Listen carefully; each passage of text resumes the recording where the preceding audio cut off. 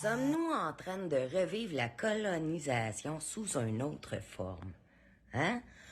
Nous vivons dans une société qui se veut moderne, développée, humaine.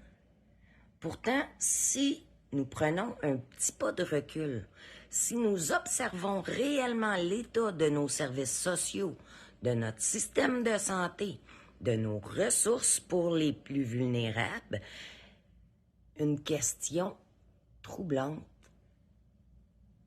émerge dans ma tête. Ne sommes-nous pas en train de revivre sous une autre forme, bien sûr, la violence systémique de la colonisation? Je faisais mes vidéos cette semaine, puis je réfléchissais à ça.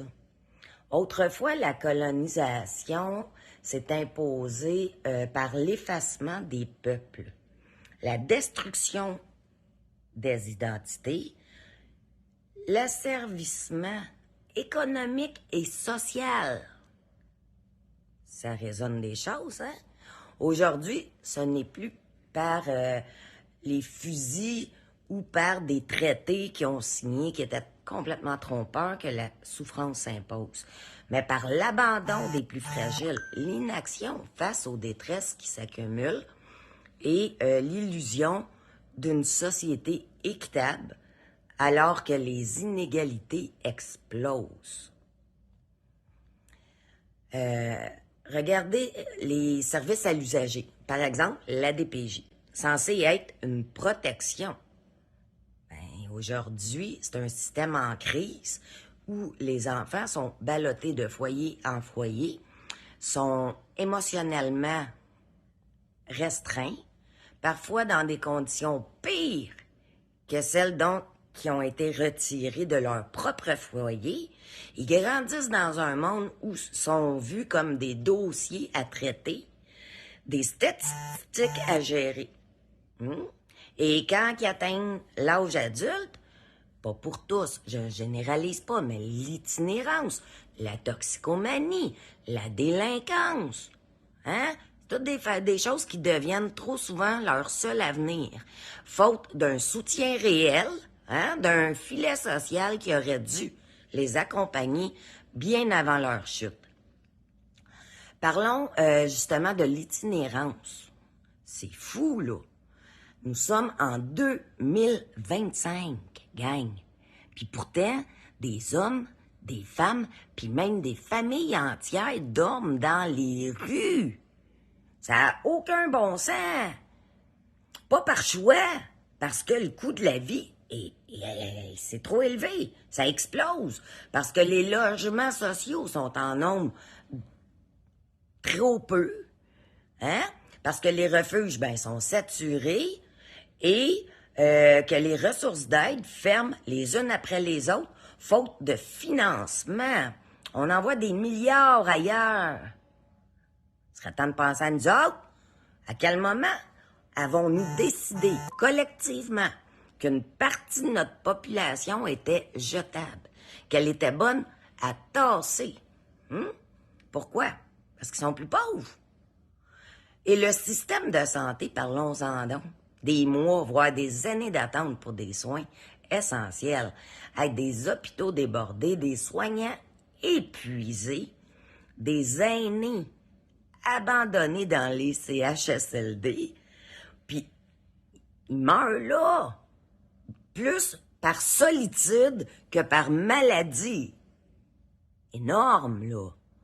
Il y a des personnes en détresse psychologique laissées à elles-mêmes. Tout ça parce que les services de santé mentale sont aussi en crise.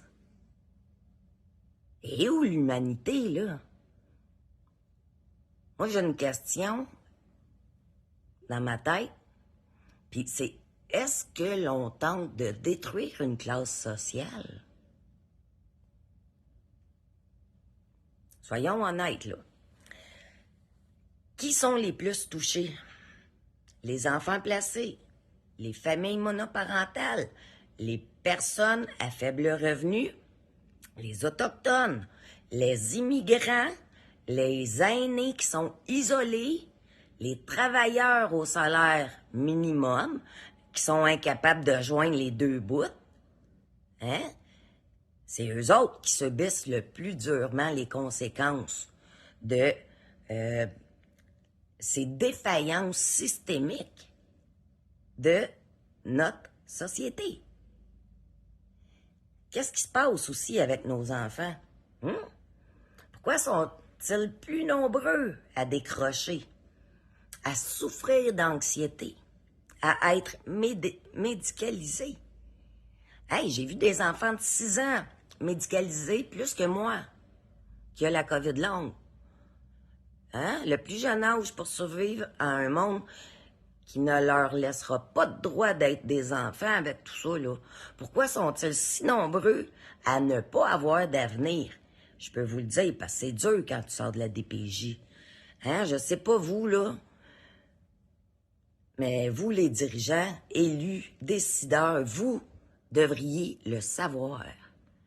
Nous avons besoin de réponses, nous avons besoin d'un engagement réel, pas de discours vide.